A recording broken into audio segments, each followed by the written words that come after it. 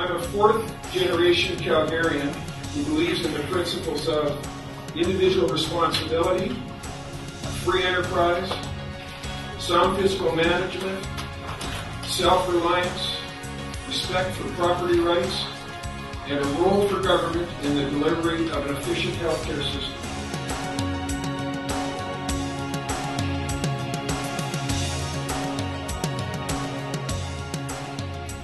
I'm running for the leadership because I believe we have abandoned our principles in some important way.